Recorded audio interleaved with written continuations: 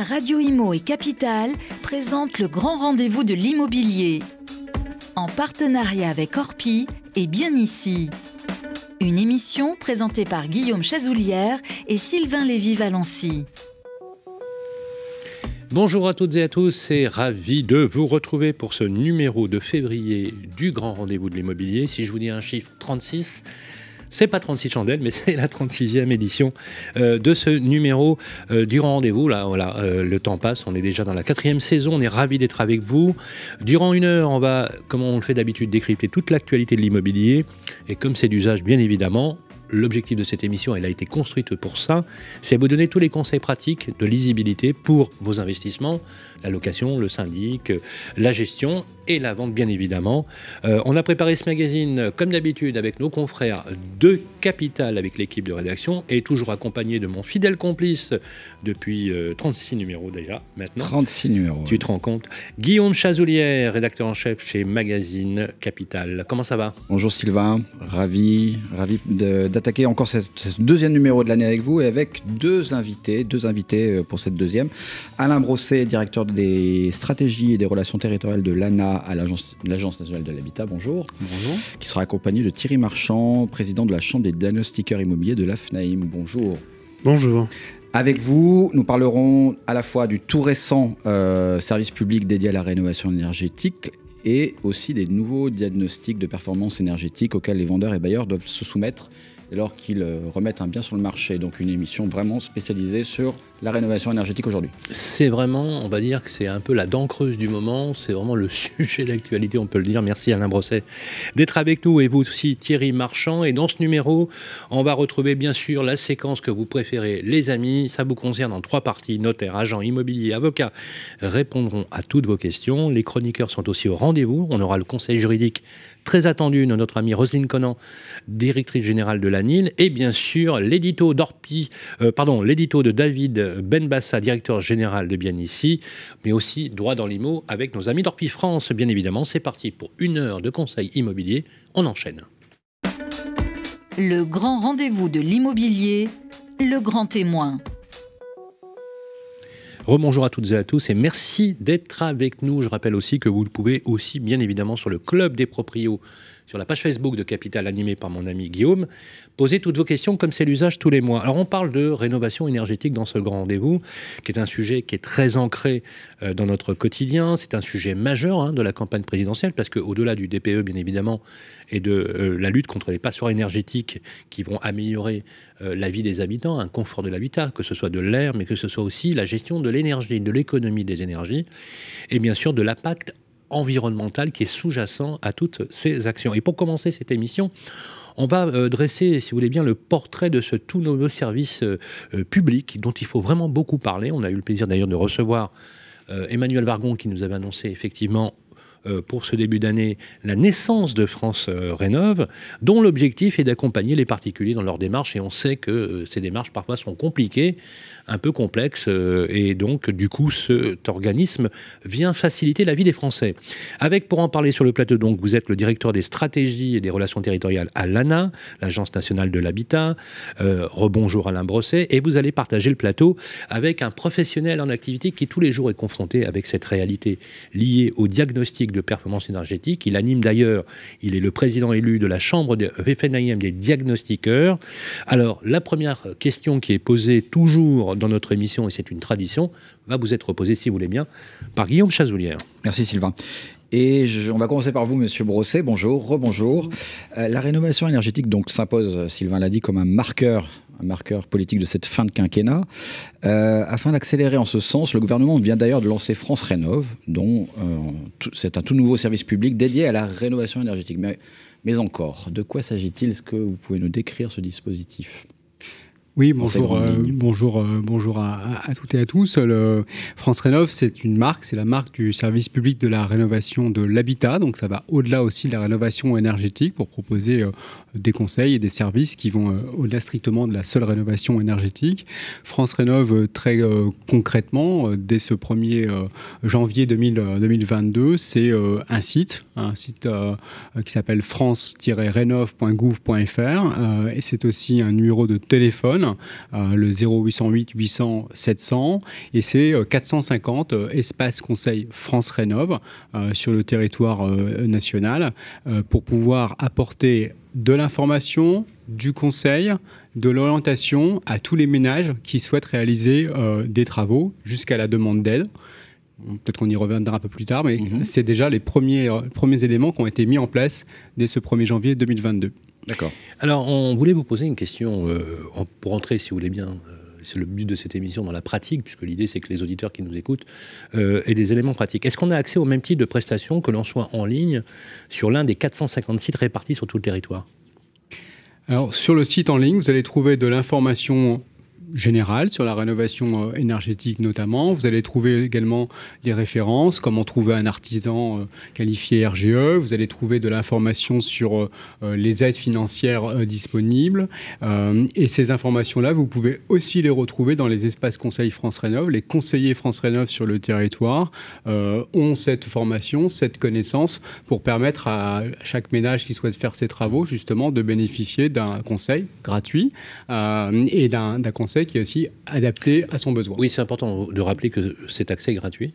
Alors, tout à fait. Vous avez parlé de RGE, juste pour nos auditeurs, RGE reconnu garant de l'environnement. Oui, tout à fait. C'est quoi ?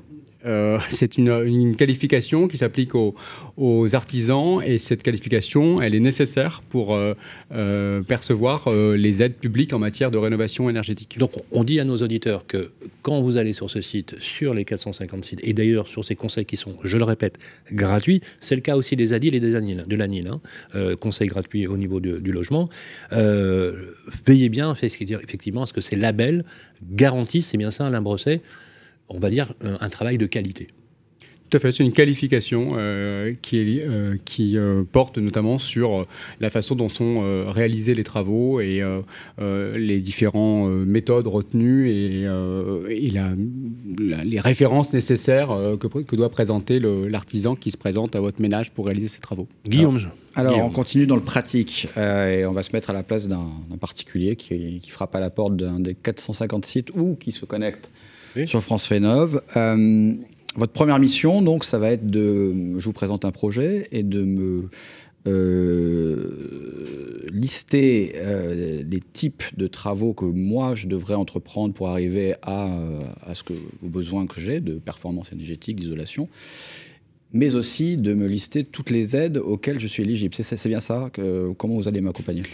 Alors, c'est une démarche qui se fait en plusieurs temps, parce qu'en fait, les ménages qui se présentent auprès des espaces conseils France Rénov ou qui fréquentent le site francerénov.gouv.fr ou qui appellent le numéro de téléphone sont à des niveaux de maturité un peu différents. Certains souhaitent avoir une information assez générale, en fait, sur la rénovation énergétique, les aides disponibles, ce qu'on peut faire en matière de ventilation, de chauffage ou d'isolation.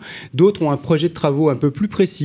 Et à ce moment-là, ils vont pouvoir justement formuler leurs besoins, et le conseiller France Rénov va leur apporter une réponse plus personnalisée, un conseil en fait, et pas seulement une information. Ce conseil il peut être très technique, effectivement, sur le choix, notamment des types de travaux, des isolants, la façon d'aborder aussi le bilan énergétique de son logement. Il peut aussi porter sur la façon de déposer une demande d'aide et quel type d'aide solliciter adapté au choix qui a été justement fait à ce moment-là par le ménage.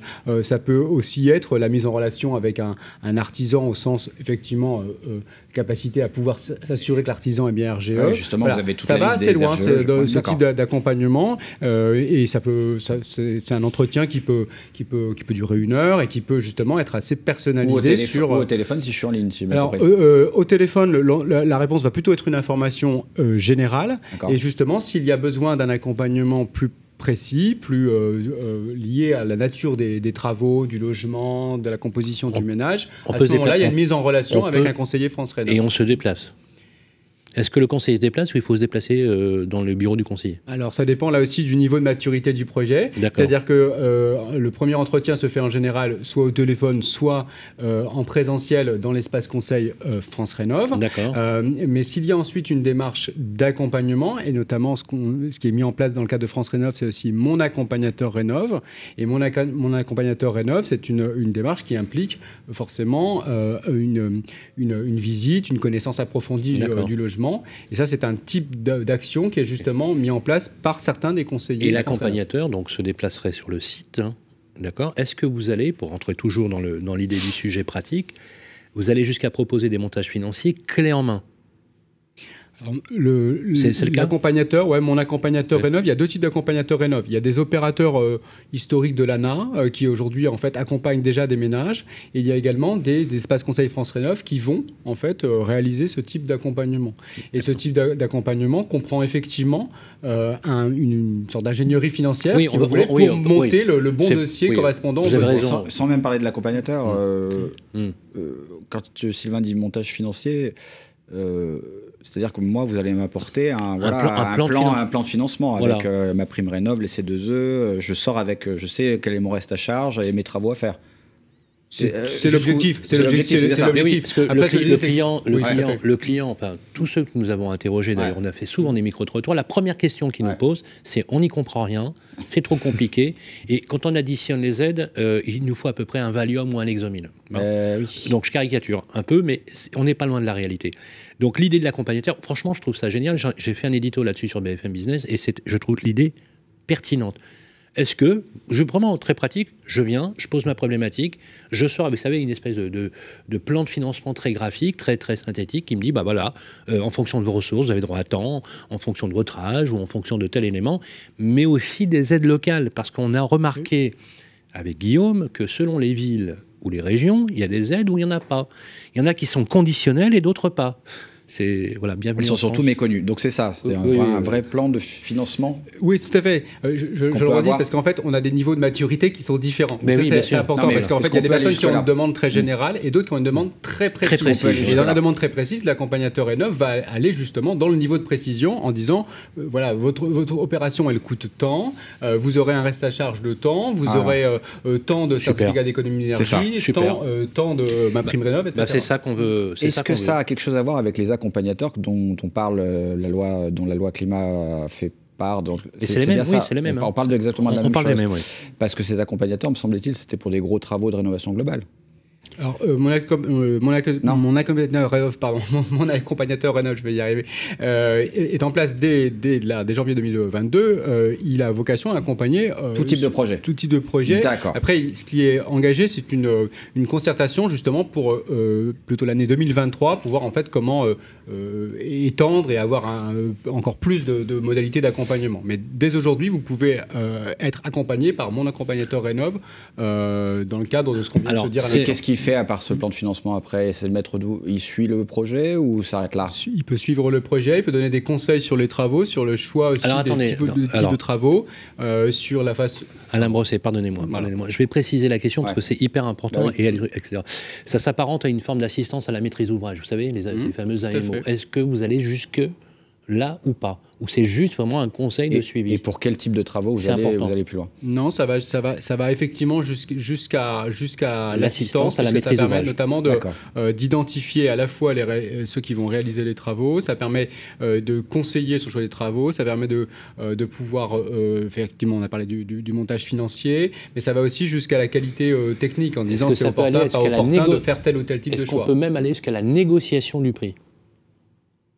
Avec l'entreprise. L'entreprise. Le devis. Il y a un devis.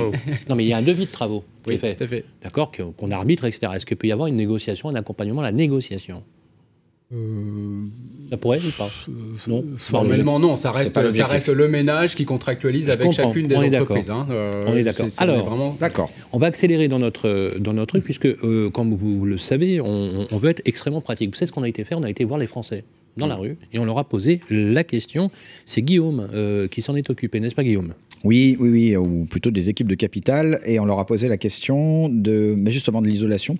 Quelle importance, parce que on peut se poser la question de savoir quel est le degré de maturité un peu des gens par rapport à l'isolation. Quelle importance accordez-vous à l'isolation? Ça, c'est bien parce quand que vous rentrez dans un logement pour le louer ou pour l'acheter, parce que est-ce que c'est devenu vraiment un critère? Moi, je vais vous dire, déjà, pour se loger, c'est une galère. Donc, rien que le fait d'avoir un appartement, pour beaucoup, c'est déjà énorme.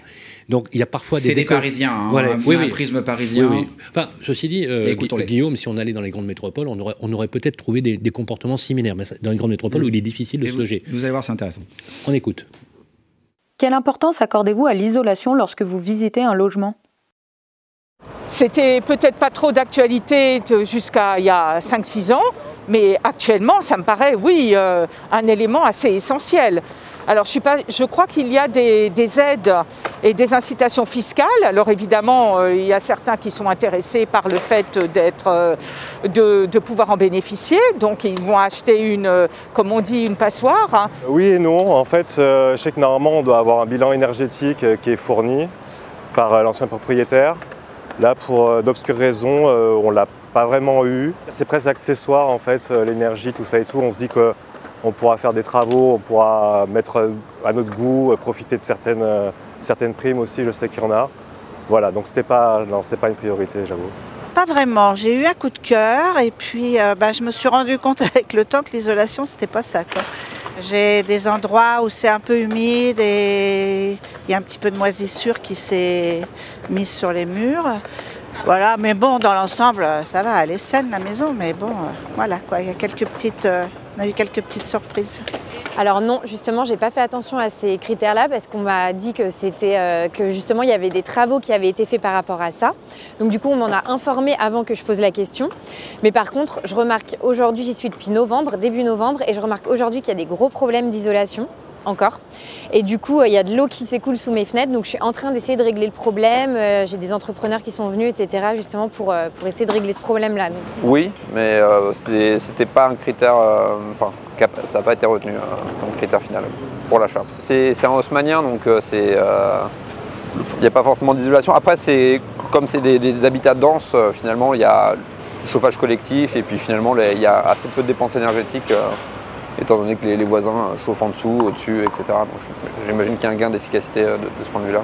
La maison, c'était clair qu'elle n'était pas isolée au début. Donc quand j'ai emménagé, j'ai installé une isolation dans le grenier. Moi-même, j'ai déroulé une isolation.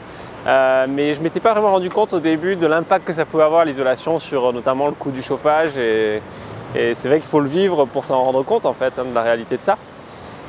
Donc dans la deuxième maison que j'ai achetée, en effet, j'ai fait plus attention. Ouais.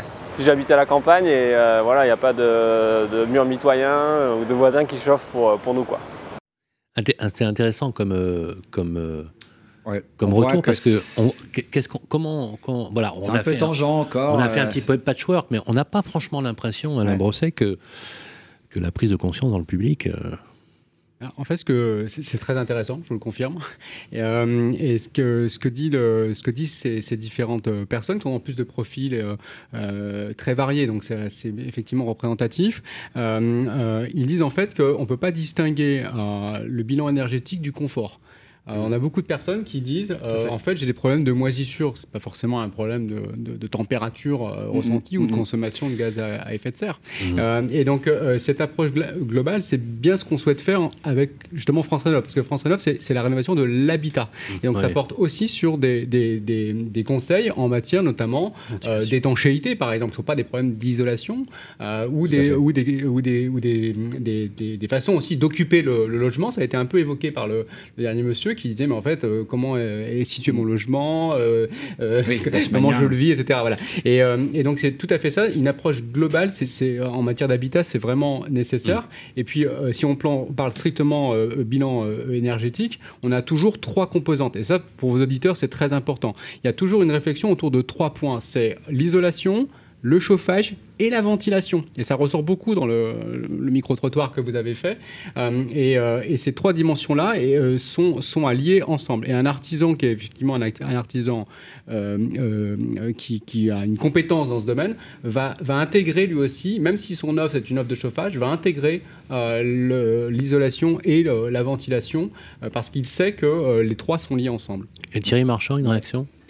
Alors c'est très intéressant comme approche parce qu'on s'aperçoit que l'isolation est à peine encore une prise de conscience sur l'isolation, mais ça revient aussi au fait que, je parle du DPE, mais le DPE qui a été lancé en 2006 a été jusqu'en 1er juillet 2021 qu'un élément d'information. Donc une prise de conscience finalement très peu réelle pour les acquéreurs de biens, sauf les jeunes générations sont beaucoup plus sensibles. Et c'est vrai qu'on fait l'acquisition d'un bien pour un bien de sa vie, mais on ne s'occupe pas réellement de la qualité intrinsèque du bien. Le seul point qu'on fait attention, c'est est-ce que j'ai un double vitrage ou pas un double vitrage. Point.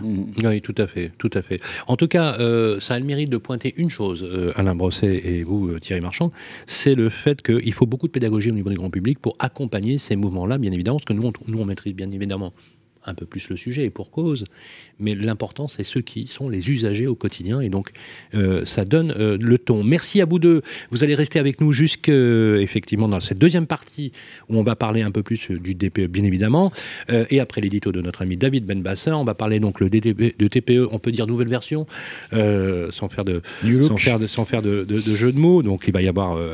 est-ce que c'est le temps de dresser peut-être des premiers bilans, en tout cas, quels changements et quelles conséquences sur les acheteurs et les vendeurs? On va y revenir dans la deuxième partie de notre entretien. Et dans un instant, on va retrouver vos experts.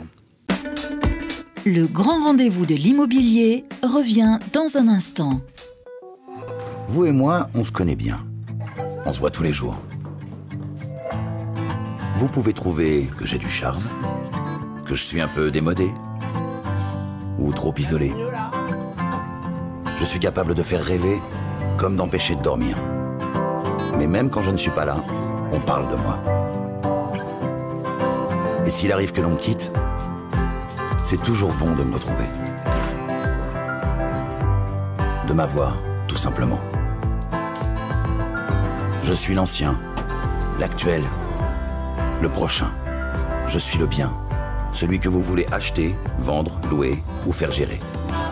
Orpi, des femmes et des hommes pour votre bien. Harold se sent bien ici. Il y a une bonne boulangerie. C'est bien ici. Il est à 5 minutes de l'école, 20 minutes de son travail. C'est bien ici. Et il adore nager. C'est bien ici.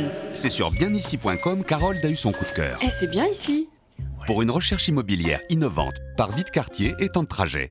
Bienici.com, la meilleure façon de trouver son futur logement. Le grand rendez-vous de l'immobilier, ça vous concerne. Rebonjour les amis, 36e numéro du grand rendez-vous de l'immobilier, et oui, et les experts, dans ça vous concerne, première formule, première séquence. Aujourd'hui, nous avons un agent immobilier sur le plateau. Bonjour Jean-Luc Brulard. Bonjour Sylvain, bonjour Guillaume. Voilà, Jean-Luc Brulard qui dirige l'agence Immédiat. Alors là, on va parler d'un sujet prosaïque, mais terriblement efficace. Ce sont les toilettes, n'est-ce pas Guillaume? Les toilettes, oui, les toilettes d'Audrey. Non mais excusez-moi Audrey. Non, mais c'est notre quotidien, c'est notre quotidien. C'est la façon dont il le dit. Non mais Audrey, on va répondre à votre question. Non, c'est plutôt les toilettes de la locataire d'Audrey. Oui, d'accord. Bon. Qui habite à Limoges. Et alors ces toilettes, ils débordent, nous dit-elle. Qui du locataire ou du bailleur prend en charge l'intervention du plombier? Question classique. Question classique qui quotidienne. Qui prend en charge l'intervention du plombier? Mes réponses un petit peu subtiles quand même, voilà. Assorties de quelques conseils pratiques, voilà. Si vous permettez. Le décret de 87 sur les réparations locatives évoque bien que les dégorgements, puisque ça s'appelle comme ça, là, voilà, sont à la charge du locataire. Mais voilà, la cause étant un engorgement. Alors, c'est un peu plus subtil et permettez-moi ces conseils pratiques. D'abord, en général, ça arrive un dimanche. Donc, on ne se précipite pas, on ne panique pas. On n'appelle pas un SES qu'on a eu dans sa boîte aux lettres parce qu'il y a quelques margoulins. On ne signe pas ni un chèque, ni un devis. Voilà, on essaye de ne pas aller dans ses toilettes si c'est un dimanche, pour en tout cas passer par son administrateur de biens ou son propriétaire si on est locataire en direct pour se mettre d'accord sur l'intervention d'un plombier. Voilà. Le plombier va venir, on va essayer de faire des photos si on peut. En tout cas, on va demander au plombier de faire un rapport sur les causes et les motifs parce que, première situation, l'engorgement a eu lieu dans une colonne verticale, et là, ce sont les parties communes. Et je vous vois effondrer, mais nous, encore une fois, c'est notre quotidien. Alors, si c'est dans une colonne verticale, sauf si vous habitez au dernier étage, vous allez vous en rendre compte, puisque, évidemment, si l'engorgement est en dessous, toutes les toilettes de vos voisins du dessus vont sortir sur votre moquette. Donc, la première étape, c'est d'aller tout de suite frapper chez vos voisins pour leur dire « ne vous servez pas de vos toilettes ». Si ça se passe autrement, et notamment si c'est sur la partie privative, c'est-à-dire la canalisation horizontale qui est à l'intérieur de votre logement, alors là, c'est une autre affaire, puisque dans le premier cas, la colonne, partie commune, donc c'est une question de copropriété. On ne sait pas déterminer qui est le responsable. Si c'est la partie privative, deux cas de figure. Soit, et on revient sur le décret de 87, c'est une question de mauvaise utilisation parce que y a un morceau de plastique, il y a la voiture miniature du petit garçon qui est restée en travers de la canalisation. Et ça, c'est du mauvais entretien. C'est à la charge du locataire. Si par contre, le plombier s'aperçoit que soit il y a une malfaçon dans la réalisation de la canalisation ou, et c'est souvent le cas de la vétusté, notamment avec du tartre, mais j'arrête parce que vous êtes effondré, et parce que parfois le tartre il a réduit à une section de 5 ou 10 cm, c'est de la vétusté, donc ça va être à la charge du propriétaire. C'est parfaitement clair et merci d'avoir regardé votre sang-froid. Je suis vraiment désolé. Excusez-moi, mais... D'avoir aussi pédagogue. non, mais c'est vrai que c'est terriblement prosaïque, effectivement. Vous allez la garder ou pas? C'est super intéressant. Non, oui, on va la garder. On la garde. Parce qu'elle est superbe. Vous êtes effondrés, les mecs. On va la garder. Mais Jean-Luc, franchement... Mais toi, il est extraordinaire. Non, mais j'aime bien cette couche. Qui c'est qui prend la photo? Moi, j'adore. Voilà. J'adore. Avec un maximum de détails, c'était parfait. C'est terriblement efficace. Voilà, pardonnez-moi, mais ça ferait rire. Bon, c'est vrai que ça fait un peu sourire, mais sur le moment, effectivement... Non, puis c'est une vraie question. Alors là, combien on en entend? C'est pas moi qui prends en charge le machin. Mais quand ça arrive, c'est vraiment pas drôle. Alors on va passer côté syndic, si vous voulez bien. Donc le syndic d'Hélène, on a Hélène qui vit à Paris. Ce syndic vient de rompre son contrat, comme ça, suite à une assemblée générale, on va dire plutôt hostile, ou assez houleuse. Est-ce qu'il est autorisé à rompre le contrat de la sorte et comment la propriété, du coup, comment elle fait pour rebondir? Est-ce que le syndic, il a le droit de se barrer comme ça en disant... quitter le navire, quoi. Alors, quitter le navire, prenez votre contrat, je m'en fous, je m'en vais. Voilà. Comme on parle de contrat, on parle d'un syndic professionnel, puisque dans des petites copropriétés, il peut y avoir des syndics bénévoles. Donc là, encore une fois, je me place dans le cas d'un syndic professionnel. Non, un syndic professionnel ne peut pas agir de la sorte, c'est sans doute pas d'ailleurs un syndic de la FNIM, parce qu'il y a une réglementation. Le syndic, ce n'est pas qu'un prestataire, c'est un mandataire pour la gestion de la copropriété, il en détient les fonds, il paye les fournisseurs, la copropriété ne peut pas fonctionner sans le syndic. C'est pour ça que la loi protège les copropriétaires avec des obligations, un cadrage. Si le syndic prend l'initiative de la rupture de son contrat de syndic, doit y avoir un motif légitime et sérieux. Et il ne peut pas le faire sans avoir convoqué dans un délai minimum de 2 mois une assemblée générale, à l'issue de laquelle il pourra donner sa démission. On est bien dans ce cas de figure, d'après ce que j'ai compris dans la question, puisqu'il y a d'autres situations où, à l'occasion de l'assemblée générale ordinaire, par exemple, on décide de changer de syndic, et bien dans ce cas-là, les choses se passent plus naturellement. J'ajoute que le syndic qui va décider de jeter l'éponge a aussi des obligations en termes de transmission des fonds qui sont sur son compte, puisque vous savez que les syndics doivent avoir un compte séparé par copropriété, donc c'est l'argent qui va permettre de payer les fournisseurs de la copropriété, va aussi avoir des délais pour transmettre les documents de base qui vont permettre de continuer la gestion de la copropriété, et il devra aussi faire, dans les 3 mois de mémoire, un arrêté des comptes pour ce qui le concerne de la copropriété avant de rendre les clés, si je puis dire. Merci, c'est très clair. Voilà pour vous, Hélène, et surtout, tenez-nous au courant de la suite, bien évidemment. Merci à vous, Jean-Luc Brulard. On peut vous retrouver à Rueil-Malmaison. Vous avez une agence qui s'appelle Immédiat. Et le site internet, c'est www.agence-du6immédiat.fr, c'est bien ça? Exactement. Voilà, c'est la bonne adresse si vous voulez aller à Rueil. Jean-Luc Brulard, un professionnel comme on les apprécie. On se retrouve dans un prochain grand rendez-vous de l'immobilier avec toujours votre expertise. On enchaîne avec notre émission dans ce 36e numéro. Salut Jean-Luc. Le grand rendez-vous de l'immobilier, l'édito de David Benbassa. Eh bien, bonjour à toutes et à tous. C'est l'heure de l'édito de David Manassa, car chaque mois, nous le retrouvons pour son audito. Et vous allez nous parler, David, des passoires thermiques. Bonjour Sylvain, bonjour Guillaume. Aujourd'hui, je vais vous parler des passoires thermiques. Alors effectivement, on en parle depuis un certain temps, mais c'est cette année que le sujet des passoires thermiques va réellement impacter le marché immobilier français. Alors quand je dis cet été, c'est effectivement à partir du 25 août 2022 que les loyers seront gelés pour les logements en DPE, diagnostic de performance énergétique F ou G, je vais le dire souvent ce mot, Et à partir du 1er janvier 2023, interdiction de louer les logements consommant plus de 450 kWh par mètre carré et par an, donc ceux notamment notés G. Autrement dit, tout ça, c'est demain. Donc, on a regardé un petit peu sur Bien Ici comment se comportait le volume de ces logements notés F ou G.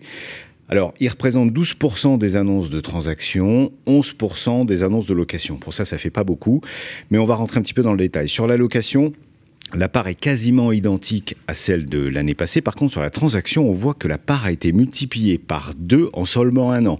On est passé de 2 à 4% pour les logements classés G et de 5 à 8% pour les logements classés F. C'est assez important comme mouvement, On va faire un petit cas particulier sur Paris où là vous allez voir que c'est encore plus impressionnant. Les logements à louer dont les DPE sont F et G, eux représentent en gros un quart de l'offre locative, ce qui est important. Et 10% sont classés G et cela finalement ne pourrait plus être loué aujourd'hui si la loi était déjà appliquée. Le volume, ce quart de l'offre locative, c'est identique, ça n'a pas évolué entre 2020 et 2021. Par contre, quand on regarde les sujets de transaction et les biens à vendre, la part, effectivement, des logements notés F et G, eux, ont été multipliés par 2 en un an et représentent maintenant 25% de l'offre de logement à Paris. C'est très impressionnant. Si on regarde maintenant le marché national, pour le marché locatif, finalement, la pression est tellement importante qu'il y aura assez peu d'impact. Le critère DPE, effectivement, ne joue pas un rôle clé dans la décision de louer. La règle du premier arrivé, premier servi reste de mise.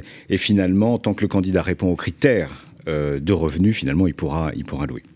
Pour la transaction, on voit un léger effet, et ça c'est important à noter. Plus le DPE est élevé, plus la demande par annonce baisse. Ça veut dire que, effectivement, le DPE n'est plus un critère de sélection, mais ça devient un critère de choix. C'est quelque chose qu'on va regarder de près. Un autre impact aussi sur le prix au mètre carré, on voit que pour les logements G, le prix a diminué d'environ 25% sur les 8 derniers mois, depuis le mois de juin 2021.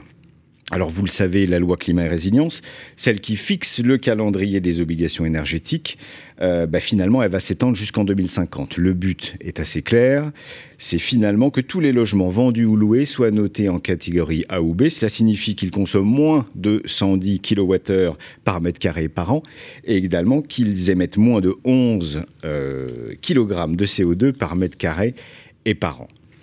Ces restrictions concernent tout le monde, mais peut-être avant tout les bailleurs qui doivent agir dès aujourd'hui pour pérenniser leur investissement. Les vendeurs et les acquéreurs vont aussi être impactés finalement, bien évidemment, par les évolutions du prix des biens. Mais entre fatalité et opportunité, la frontière est ténue et moi je vais essayer de vous parler d'opportunité.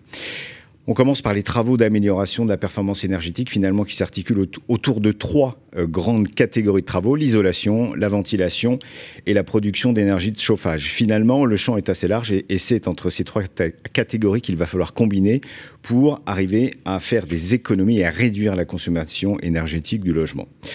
Et je le disais, il faut agir, et pourquoi pas le faire maintenant et bénéficier tant qu'il est encore temps des aides financières comme celles proposées par MaPrimeRénov', par l'éco-PTZ, l'éco-prêt à taux zéro, ou encore le soutien de certaines banques comme la Banque Postale ou le Crédit Mutuel qui ont mis en place des prêts avance rénovation, ça c'est intéressant. Alors, on voit bien que tout ça est dans l'objectif d'améliorer les notes de DPE. Alors, quand on regarde avec l'évolution du calcul de DPE du 1er juillet 2021, on constate que 7 à 10% des annonces de logements classés G étaient seulement classés F avant l'évolution de ce calcul de critères, ce qui correspond à une différence de 30 kWh par mètre carré et par an depuis le changement de barème.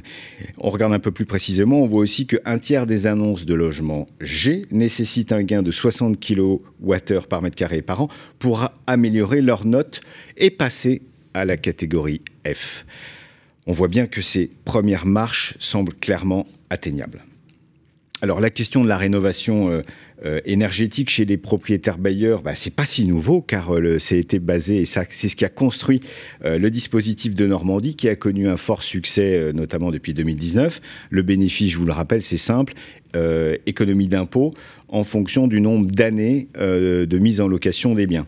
Donc on fait des travaux, on loue et on bénéficie d'économies d'impôt. 12% d'économies d'impôt pour 6 ans de location, 18% pour 9 ans de location et 21% d'économies d'impôt pour 12 ans de location.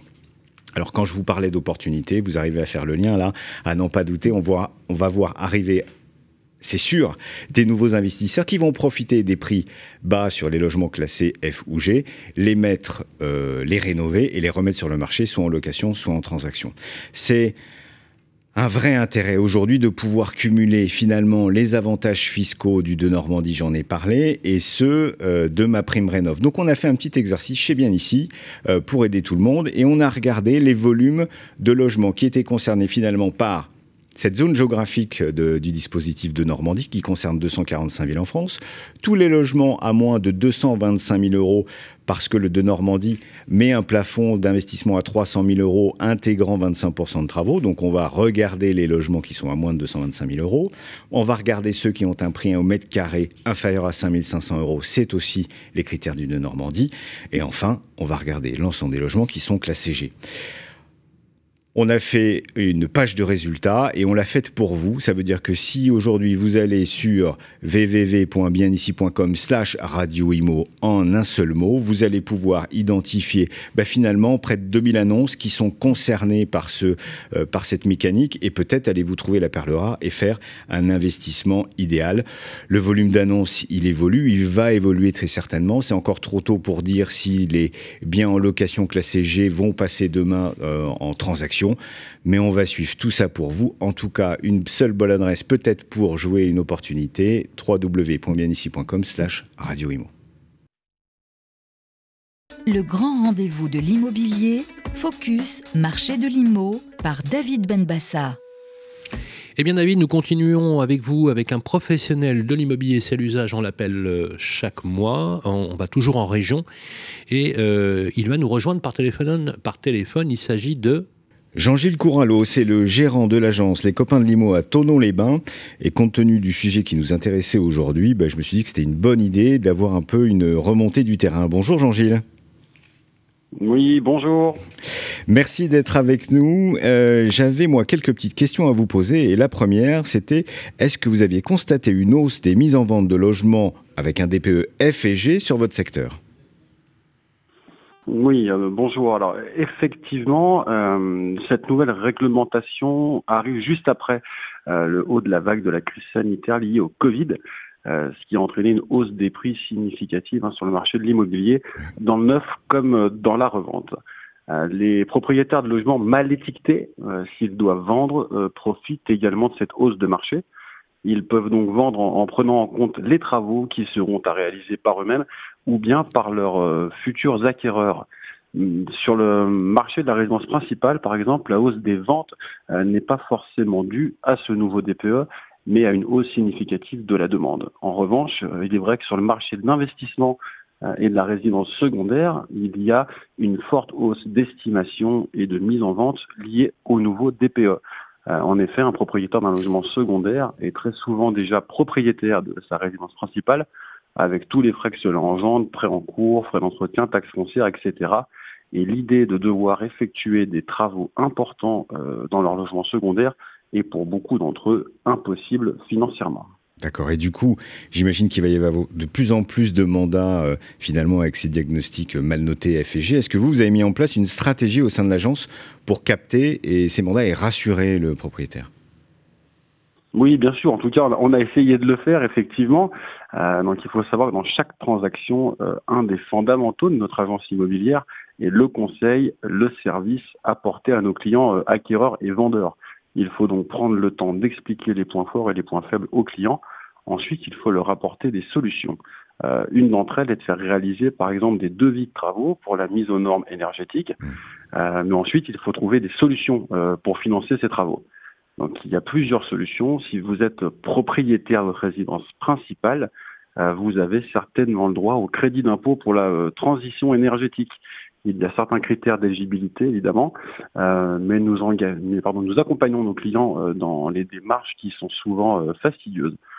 Point important, le CITE s'applique également pour les biens en copropriété, si bien dans les parties privatives, mais également dans les parties communes. Si vous êtes propriétaire de votre logement secondaire, vous pouvez réaliser des travaux sous la forme de déficit foncier, ce qui vous permettra de défiscaliser les montants de vos travaux sur vos revenus locatifs. Pour l'organisation des travaux, nous pouvons mettre en relation des entreprises qualifiées et compétentes dans notre secteur. Il est important d'avoir des solutions complètes à proposer à nos clients. Eh bien écoutez, merci beaucoup, c'est très très clair et moi j'aurais qu'un conseil à donner et ça suivra tous ceux que vous donnez à vos clients. Si vous êtes à Thonon-les-Bains et que vous cherchez à mettre votre bien en vente, il faut aller toujours pas s'adresser aux copains et les copains de l'IMO, c'est la bonne adresse pour faire ça. Merci beaucoup Jean-Gilles, à très bientôt. Merci à vous, au revoir, à bientôt. Le grand rendez-vous de l'immobilier, ça vous concerne. Rebonjour dans ce 36e numéro, et oui déjà 36, l'âge de raison, notre numéro du grand rendez-vous de l'immobilier, comme quoi finalement c'est grâce à vous que nous sommes toujours là. Notre expert, il est habitué des plateaux, il est avocat au barreau de Paris, c'est Xavier Demeuzois. Bonjour Xavier. Bonjour. Alors Xavier, vous êtes spécialiste en particulier en location saisonnière et en droit de l'immobilier. On est ravis de vous recevoir dans ce grand rendez-vous, bien évidemment aux côtés de Guillaume, et vous allez répondre, comme c'est l'usage ici dans notre émission, aux questions des auditeurs qu'ils posent d'ailleurs sur le groupe Facebook, le Club des Proprios, Guillaume. Oui. Alors, première question de Catherine de Rouen. Alors, le bailleur de Catherine vient de lui délivrer un congé pour reprise afin d'habiter. Mais Catherine suspecte que son bailleur souhaite en réalité récupérer le logement, non pas pour habiter, mais pour vendre. Elle se demande quels sont ses droits à ce moment-là et que risque le bailleur indélicat. Alors en fait, effectivement, c'est un sujet qu'on rencontre très fréquemment devant les tribunaux. C'est le cas où le bailleur délivre un congé pour reprise pour habiter et en pratique, en réalité, le bailleur ne le reprend pas du tout pour habiter. Il le vend ou il le loue à quelqu'un d'autre, par exemple. Donc là, il y a deux hypothèses. Soit votre auditrice est déjà dans les lieux, elle n'est pas encore partie, on est dans la période du congé et elle voit par exemple une annonce sur Internet de vente du bien. Dans ces cas-là, il faut tout de suite qu'elle saisisse le tribunal judiciaire via un avocat pour contester la validité du congé et expliquer qu'il s'agit d'un congé frauduleux. Deuxième hypothèse plus courante, celle-là, c'est le cas où elle est partie à l'issue de son congé et elle s'aperçoit après coup que finalement le propriétaire n'habite pas dans les lieux comme c'était prévu. Alors que nous dit les textes finalement? Alors la loi de 89 ne nous donne pas de délai maximum pour offrir au propriétaire le choix de l'habiter. En fait, c'est du cas par cas. Simplement, la jurisprudence nous dit que ça doit être fait, la reprise pour habiter doit être fait dans un délai raisonnable et pour une durée sérieuse. Donc très concrètement, pour vous donner deux exemples, la jurisprudence a pu considérer par exemple qu'un propriétaire qui avait laissé vacant l'appartement pendant 3 ans, c'était légal puisqu'en fait il avait mis cette période à profit pour faire des travaux dans les lieux. De même, la jurisprudence a pu considérer un propriétaire qui était malade n'avait pu habiter les lieux et l'avait donc laissé vacant. A contrario, il faut être vigilant sur le fait si on voit par exemple que le propriétaire n'habite pas dans les lieux du tout et qu'on voit qu'effectivement c'était bidon. Et dans ces cas-là, j'invite véritablement l'auditrice à saisir le tribunal, preuve à l'appui évidemment. Le mieux c'est de faire un constat d'huissier, pourquoi pas même un rapport d'un détective, et d'aller au tribunal en disant voilà, à peine 2 mois après mon départ, finalement j'ai quelqu'un d'autre dans les lieux où il a été vendu.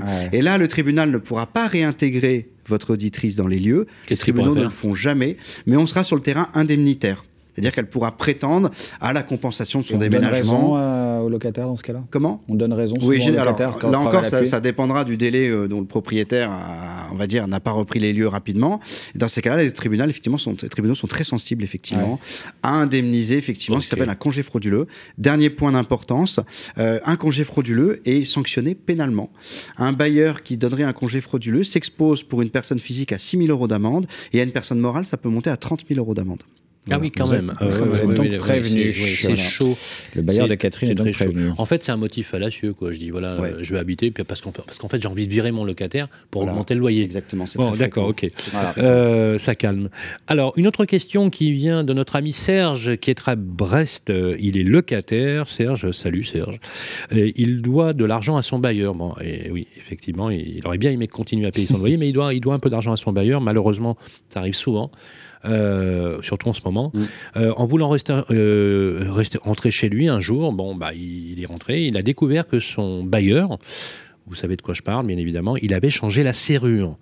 Alors non seulement il avait changé la serrure, mais ce que nous écrit Serge, c'est qu'il a carrément mis toutes ses affaires sur le palier.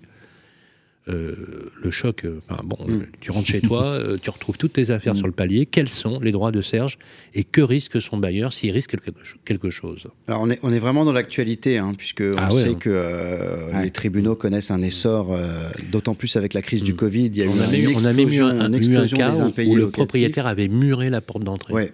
Je ne suis pas surpris. Et aujourd'hui, en fait, on arrive dans un état où le système judiciaire est complètement saturé de demandes. Les propriétaires, parfois, doivent attendre 2-3 ans avant de récupérer leurs biens. Il y a des propriétaires aussi qui sont en difficulté financière de ne plus toucher de loyer. Et, excusez-moi, il y a des gens qui pètent les plombs. Des propriétaires qui pètent les plombs. Et je préviens votre auditeur Serge qu'évidemment, il a des droits très importants. Et je préviens et je mets en garde surtout les propriétaires bailleurs qui auraient dans l'idée, à terme, de se faire justice eux-mêmes, d'éviter cette option. Pourquoi ? Il n'a pas le droit, on est d'accord. Alors évidemment, il n'a pas le droit. De changer les serrures. Non, il n'a pas le droit. Il y a évidemment des textes qui encadrent tout ça. Le premier texte, c'est le code pénal. Voilà, c'est l'article 226-4 du Code pénal qui interdit notamment et qui sanctionne ce qu'on appelle une voie de fait, puisqu'il s'agit d'une voie de fait. La personne, sans le consentement du locataire, a changé une serrure, est rentrée dans les lieux et a vidé les affaires. Que doit faire impérativement Serge tout de suite ? Il doit aller au commissariat ou à la gendarmerie pour évidemment déposer plainte. Le bailleur va être très probablement convoqué très rapidement au commissariat et on va lui rappeler notamment qu'il risque potentiellement 1 an de prison et 15 000 € d'amende. Et il faut l'espérer, le bailleur retrouvera peut-être la raison et rendra les clés immédiatement à son locataire. Ça n'empêchera pas d'ailleurs qu'il y ait des poursuites pénales contre le propriétaire. Ça, c'est dans le meilleur des scénarios. Dans le pire des scénarios, le bailleur décide, malgré sa convocation pénale, de ne pas rendre les clés. Et Serge, donc, est toujours à la rue. Que doit faire Serge ? Serge doit évidemment saisir un avocat très rapidement. Et Serge devra, grâce à son avocat, saisir le juge en urgence. C'est ce qu'on appelle un référé d'heure à heure, c'est-à-dire qu'on passe devant tout le monde pour faire court, compte tenu de la situation. Et à ce moment-là, le juge pourrait ordonner, sous astreinte financière journalière au bailleur, de réintégrer le locataire, outre le fait, évidemment, qu'il y aurait une réparation, là encore, du préjudice financier. Donc, là encore, j'invite fortement, et après, j'ai envie de vous dire, bon courage pour le propriétaire pour expulser même légalement cette personne qui a des impayés, parce que les magistrats seront très sensibles à la situation qu'a vécu ce locataire, et malgré les impayés, le bailleur aura beaucoup de difficultés à obtenir une expulsion légale par la suite. Donc, moralité de l'histoire, évitez ce genre d'écueil, vous aurez beaucoup plus de problèmes que de solutions. C'est plus clair que ça, ce n'est pas possible. Donc, à bon entendeur, salut, vous avez absolument rien. Merci à vous, Xavier Demezois. Je rappelle qu'on peut vous consulter aussi, votre cabinet dans le 16e arrondissement de Paris. Vous avez un site internet. Je peux donner l'adresse du site internet ? Oui, bien sûr. Voilà, www.demezoy, DEMEUZOY-avocat.com. Et alors, en plus, vous verrez sur mon site internet, vous aurez la possibilité de télécharger gratuitement un guide juridique du bailleur dans ses relations avec le locataire. Donc, typiquement, le cas que je viens de présenter là est dans ce petit guide que vous pouvez télécharger en PDF et imprimer, et ça peut constituer un outil pour tous les bailleurs ou pour les locataires sur leurs droits. Eh bien, n'hésitez pas au quotidien. À télécharger. Merci, Maître Demezois. On vous retrouve dans un prochain numéro du Grand Rendez-vous de l'Immobilier. On enchaîne tout de suite avec nos experts. Le Grand Rendez-vous de l'Immobilier revient dans un instant. Vous et moi, on se connaît bien. On se voit tous les jours. Vous pouvez trouver que j'ai du charme, que je suis un peu démodé ou trop isolé. Je suis capable de faire rêver comme d'empêcher de dormir. Mais même quand je ne suis pas là, on parle de moi. Et s'il arrive que l'on me quitte, c'est toujours bon de me retrouver. De m'avoir, tout simplement. Je suis l'ancien, l'actuel, le prochain. Je suis le bien. Celui que vous voulez acheter, vendre, louer ou faire gérer. Orpi, Des femmes et des hommes pour votre bien. Harold se sent bien ici. Il y a une bonne boulangerie. C'est bien ici. Il est à 5 minutes de l'école, 20 minutes de son travail. C'est bien ici. Et il adore nager. C'est bien ici. C'est sur bienici.com qu'Harold a eu son coup de cœur. Eh, c'est bien ici. Pour une recherche immobilière innovante, par vie de quartier et temps de trajet. Bienici.com, la meilleure façon de trouver son futur logement. Le grand rendez-vous de l'immobilier, le grand témoin. Hello les amis, on reprend effectivement cette deuxième partie des grands témoins, on va le dire, puisqu'ils sont deux sur le plateau. Et chaque mois, comme vous le savez, on approfondit un sujet particulier pour vous, les amis, et pour décrypter cette actualité qui est parfois un peu complexe au niveau de l'immobilier. Quand je vous dis c'est l'élément central, il n'a échappé à personne d'ailleurs, que la question du logement a fait l'objet de beaucoup de mouvements de médias ces derniers temps. Voilà, après la remise du rapport de la Fondation Abbé Pierre. Alors on est toujours avec nos deux invités. Alain Brosset, bonjour, merci d'être avec nous et d'avoir accepté de participer à cette émission. Je rappelle que vous êtes directeur des stratégies des relations interterritoriales à l'ANA, l'Agence nationale de l'habitat, et bien sûr Thierry Marchand, diagnostiqueur immobilier et aussi président de la Chambre des diagnostiqueurs immobiliers de la FNIM. Guillaume, nous allons parler maintenant du DPE, on va dire DPE revue, le fameux DPE. Oui, et je vais m'adresser directement à vous, Monsieur Marchand. La question elle est simple. Depuis juillet, on a lancé un nouveau DPE. Moi, j'ai envie de savoir qu'est-ce que ça change vraiment, ce nouveau DPE. Ouais, franchement, est-ce que c'est mieux? Allez. Alors, est-ce que ça change? Oui, ça change sur la forme et sur le fond. Le DPE, c'est déjà un outil qui est à la disposition et qui est une obligation depuis 2006. Et ce nouveau DPE, finalement, c'est 5 nouveaux éléments importants.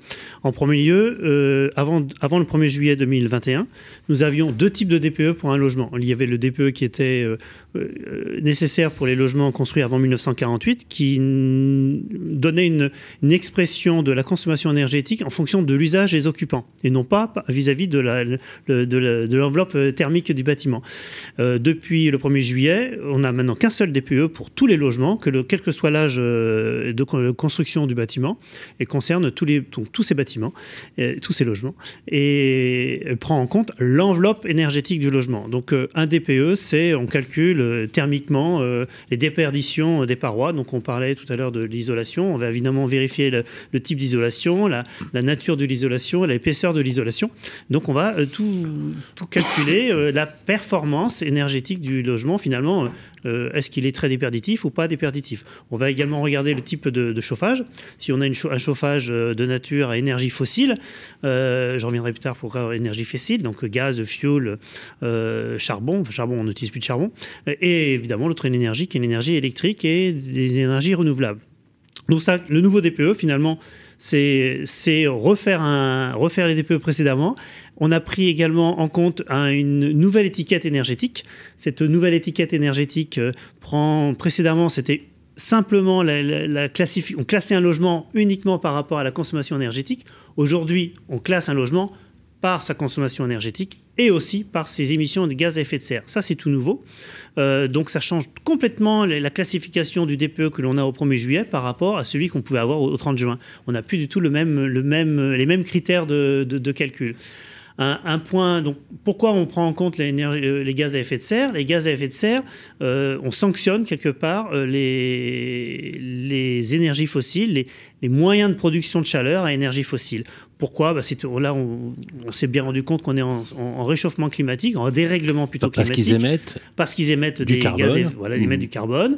On prélève également à la planète de l'énergie, du fuel, on prélève du gaz naturel. Donc ces énergies, il faut bien à un moment décarboner notre économie. On est dans cette histoire, dans cette philosophie de décarboner, et pour permettre sans impacter le confort dans l'habitat. On est d'accord. Sans impacter le confort. L'énergie renouvelable vient précisément remplacer, entre guillemets, j'utilise volontairement des mots pour que les gens comprennent, des énergies auxquelles nous étions habitués, c'est-à-dire le charbon à l'origine, le fioul et le gaz. Oui.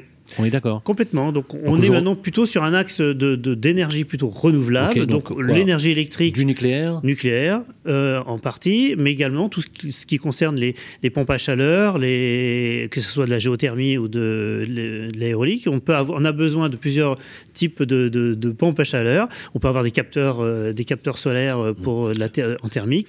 La méthanisation, par exemple. Méthanisation peut utiliser pour l'habitat, mais non, mais ça pourrait. On en parle, voilà, etc. L'hydrogène. L'hydrogène aussi, l'hydrogène commence à arriver. Ça fait déjà longtemps qu'il y a des projets sur l'hydrogène, mais ce sont évidemment des énergies qu'on va retrouver probablement dans l'habitat. Donc le pari de l'habitat aujourd'hui, c'est d'essayer d'utiliser des énergies renouvelables. On a compris pourquoi, parce qu'il y a un impact carbone, mais qui n'est pas forcément lié à la qualité du confort dans l'habitat, je précise. Et donc c'est intéressant, c'est d'essayer de juguler les deux, parce qu'en fait c'est un double intérêt.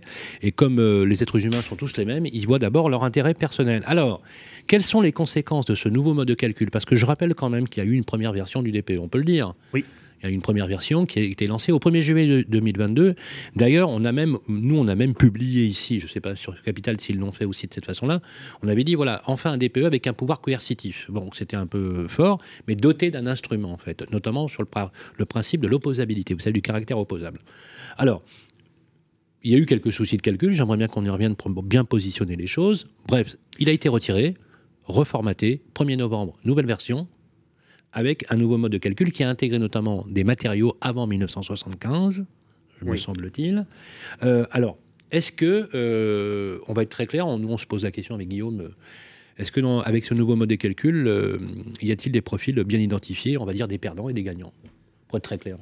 Alors, sur le nouveau DPE, qu'il soit du 1er juillet ou sortie version 1er juillet, version 1er novembre, finalement la version 1er novembre, c'est uniquement un rééquilibrage sur certains types de biens construits avant 1975, qui étaient souvent placés en F et G. Qu'est-ce que vous appelez rééquilibrage? Juste qu'on comprenne. Rééquilibrage, c'est-à-dire qu'il y avait quelques coefficients qui avaient été mis dans la nouvelle version qui étaient un petit peu excessifs et que lorsqu'on avait des biens qui pouvaient être isolés et on ne pouvait pas les identifier comme isolés, donc on les mettait non isolés. Donc on a eu des logements classés en F et en G qui ne le méritaient pas. Qui ont dégradé, quoi. Qui étaient dégradés. Oui. Voilà, donc il a fallu rééquilibrer. Ce qui a été fait. Ils ne devaient pas être contents, les proprios, là. Non, pas trop, non.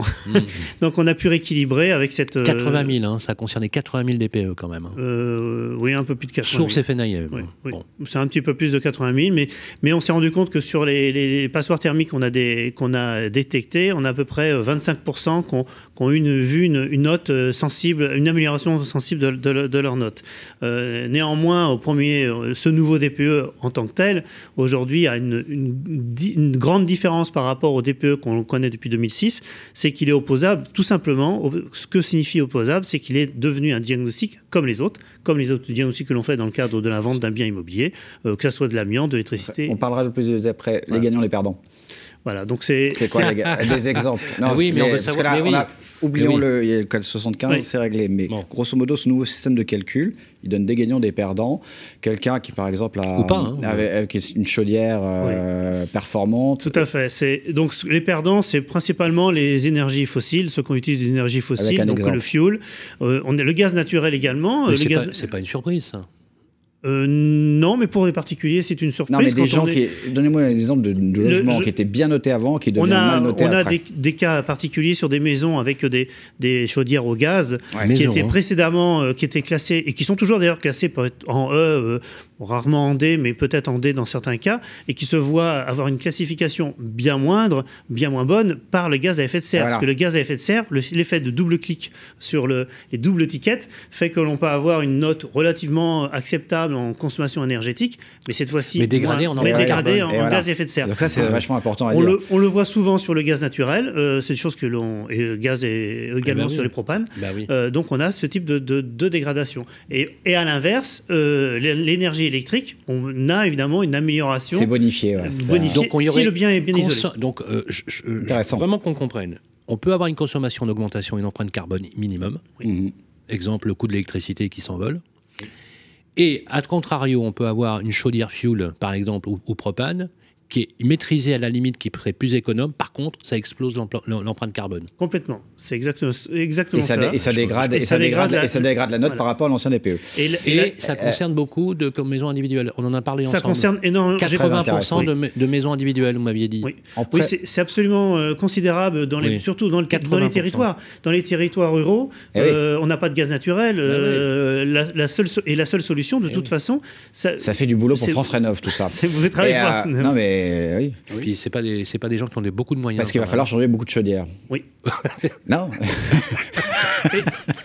Et nous n'avons pas changé ces types de chaudières dans les années précédentes, puisqu'on n'a pas pu passer au gaz naturel. Quand vous êtes dans des lotissements en proximité de villes, on a pu changer. En préparant cet entretien. Investissez dans les chaudières. En préparant cet entretien, vous m'avez aussi Guillaume parlé lance un nouveau fonds d'investissement dans la chaudière. En préparant cet entretien, vous m'avez aussi parlé d'un effet sur les petits logements qui se retrouvent dégradés. Alors ça, c'est vachement intéressant, si on peut l'expliquer simplement, parce que ça le mérite. Principalement les petits logements en copropriété, enfin en immeuble collectif. Je n'utilise pas le mot copropriété, en immeuble collectif. Les petits logements, on a un souci, c'est que la consommation énergétique du nouveau DPE prend 5 usages. On a l'eau chaude, la production d'eau chaude, la production de chaleur, la production de refroidissement, l'éclairage et la ventilation. Et donc l'énergie nécessaire à la production d'eau chaude sanitaire, et évidemment, qu'on l'on soit une personne, que l'on soit dans une maison de 200 mètres carrés ou qu'on soit dans un appartement de 15 mètres carrés, on a grosso modo le même besoin d'eau chaude. Donc le souci que nous avons sur les petites surfaces, on est très souvent très mal noté, notamment dans les immeubles collectifs, de ce fait que la consommation énergétique est lourde pour l'eau chaude sanitaire. D'Opus, on utilise souvent des ballons d'eau chaude électriques qui sont, en termes de consommation énergétique, plus significatifs, parce qu'on sauve un volume d'eau, alors que pour l'eau chaude produite par du gaz, on va produire généralement au besoin. Et alors comment on va faire pour régler le problème? Il y a des Français, comme vous le savez, excusez-moi Guillaume, où on y a identifié, des statistiques sont éloquentes, quand il y a le décrochage du paiement des loyers, par exemple, le premier poste de décrochage avant le loyer, c'est l'énergie. Ça, vous le saviez peut-être. Si je peux me permettre, effectivement, c'est un vrai sujet. C'est que on a besoin d'examiner l'ensemble du logement dans ces trois composantes, d'isolation et de chauffage en l'occurrence. Et je répète qu'il y a aussi un sujet ventilation qui joue sur la performance globale. Et effectivement, la façon de changer les systèmes de chauffe dans un immeuble collectif, et notamment en copropriété, nécessite un travail d'accompagnement, ce qui est d'ailleurs prévu dans les aides de l'agence, pour que l'assemblée en fait, des copropriétaires puisse justement être accompagnée dans cette démarche. Parce que c'est quand même beaucoup plus complexe que sur un logement individuel. Mais vous voyez, il y a une incohérence quand même, pardonnez-moi, mais on peut avoir un super outil qui permet de mesurer, d'avoir une empreinte carbone quasi nulle.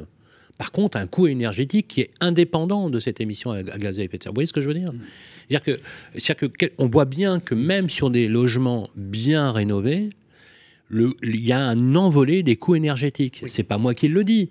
C'est général en Europe. Et c'est un vrai sujet. Et c'est un sujet, je vous le rappelle quand même, qui a mis les gens dans la rue il n'y a pas longtemps, il y a quelques années, à cause de la hausse des carburants. C'est quoi la solution ? Parce que nous, voilà... On veut tous décarboner, mais on n'a pas envie de payer une fortune, 10% de son revenu. La meilleure solution, la solution la plus simple, c'est de moins consommer. Le DPE est un outil qui aujourd'hui donne véritablement une vision globale du Thierry logement. Marchand, c'est quoi moins consommer ? Moins consommer, c'est prendre d'eau chaude, moins produire d'eau chaude. Pour moins produire d'eau chaude, il faut vérifier que les réseaux de distribution soient bien isolés. En copropriété, on parle de la copropriété. Quand on sait que le réseau de distribution de l'eau chaude sanitaire collectif, s'il n'est pas isolé, mais ça plombe la note énergétique du DPE, alors que le pauvre particulier qui est copropriétaire, lui n'y est pour rien, puisque c'est l'ensemble de la copropriété qui est responsable. Et il faut que... Et alors, quand vous avez dans un immeuble collectif, moi je vis en région un peu estivale, on va dire, quand vous avez 20% des personnes qui sont des personnes qui vivent au quotidien dans les logements et qui sont propriétaires de leurs biens, et que les autres, ce sont soit des logements résidence secondaire ou des logements occupés par des locataires, il est certain que motiver les propriétaires, c'est pas vous qui me direz le contraire. Motiver les propriétaires à faire des travaux et veiller à la bonne isolation des réseaux, à veiller à la pertinence des moyens de chauffage, c'est énorme. Et expliquer à une copropriété que demain, il faut passer à des outils, à des moyens de production utilisant des énergies renouvelables, c'est énorme. On n'a déjà pas fait, on est déjà encore sur du fioul. On va passer on n'est même pas passé au gaz dans certains cas. Alors encore moins à l'électricité. Il va falloir qu'on passe du fioul à l'énergie renouvelable. Le saut, il est colossal. Mais on passe d'un État féodal à une démocratie collective. Tout à fait. Bon, mais alors justement, on va rester dans le pratique. Est-ce que c'est compliqué de trouver un diagnostiqueur correctement formé au niveau dispositif? Parce que quand on interroge les gens, franchement, dans la profession, ça s'organise. Hein. D'ailleurs, vous avez construit la Chambre dans ce sens-là. Alors, Thierry Marchand, qu'est-ce qu'il faut dire à nos auditeurs pour déterminer les bons critères et choisir un bon diagnostiqueur dûment formé?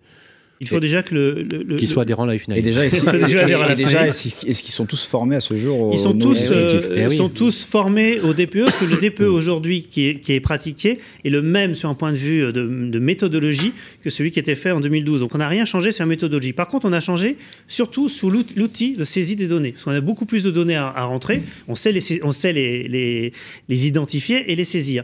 Donc il y a un travail qui est beaucoup plus important. Donc là, il y a une formation à faire sur les outils. La plupart des diagnostiqueurs ont fait ce travail, heureusement.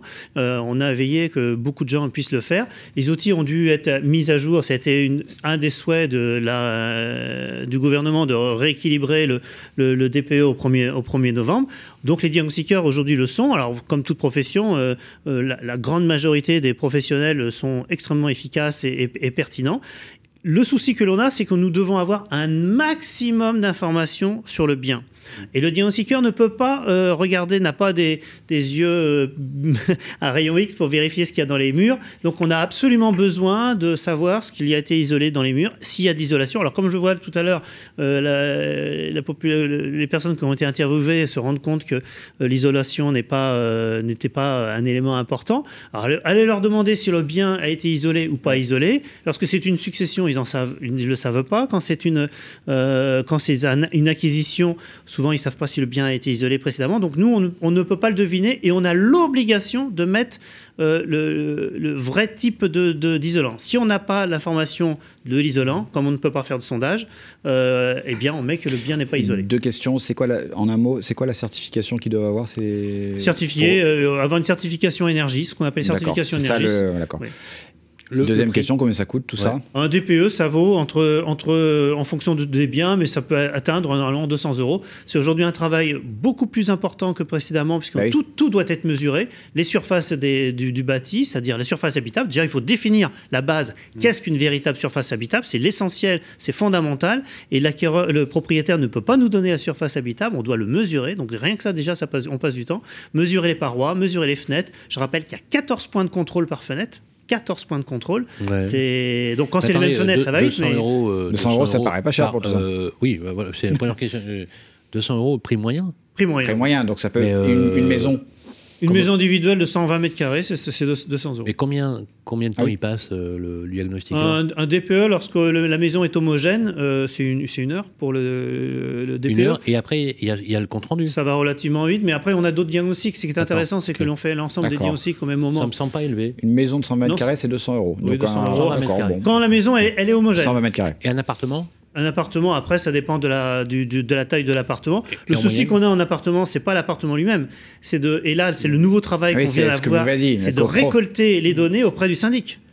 Et ça, on les a pas. Oui, bien sûr. Et on a en plus beaucoup d'autres données à rajouter. On doit récupérer la taxe d'habitation pour reconnaître un invariant fiscal. On doit récupérer un travail documentaire qui n'est plus un travail lié à son quotidien de diagnostiqueur. Et là, vous avez des honoraires plus élevés ou pas pour ces travaux de recherche ou pas? Pour l'instant, c'est forfaitaire. C'est pas le propriétaire qui doit vous fournir ça? Si.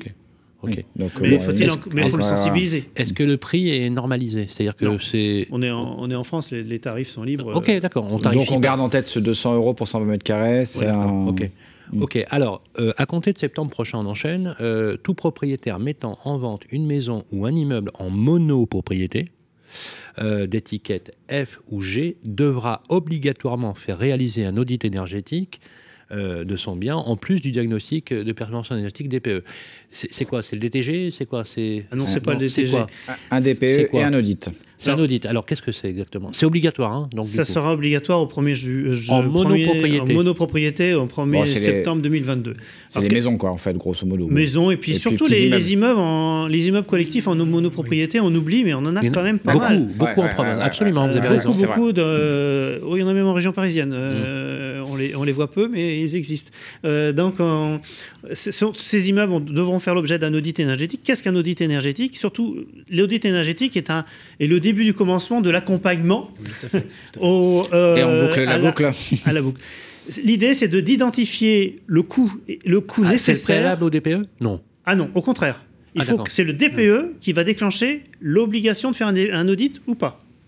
Et non pas le contraire. Si je suis F ou G. Si je suis F ou G, si je suis E, finalement, j'ai pas besoin d'audit. Si je suis F ou G, j'ai besoin de faire un audit. D'accord. Et si j'ai besoin de faire un audit, donc on demande à un professionnel qualifié pour faire un audit, et cet audit énergétique va déterminer le chantier que l'on doit faire de la rénovation énergétique pour atteindre la classification B. Le but est d'atteindre le B. Alors, il y a combien de lettres? 7 lettres, hein? A, B, C, D, E, F, G. D'accord, ok. Alors, on a l'habitude de faire des reportages, et là, du coup, on a été allé consulter un professionnel de l'immobilier que vous connaissez bien, parce qu'il s'agit de Jean-Marc Torolion. Alors, on a réalisé justement ce reportage pour ce 36e numéro, Guillaume. Oui, on était voir Jean-Marc Torolion pour lui demander s'il était possible d'améliorer le dispositif de Normandie, selon lui, qui 2 ans après montre pas des signes fracassants en termes d'adhésion, si je peux le dire ainsi, et on l'écoute. Et on réagira tout de suite en preuve. Le grand rendez-vous de l'immobilier, le reportage. Le dispositif fiscal de Normandie était censé encourager les particuliers à investir dans des passoires thermiques pour les rénover. Quel bilan faites-vous?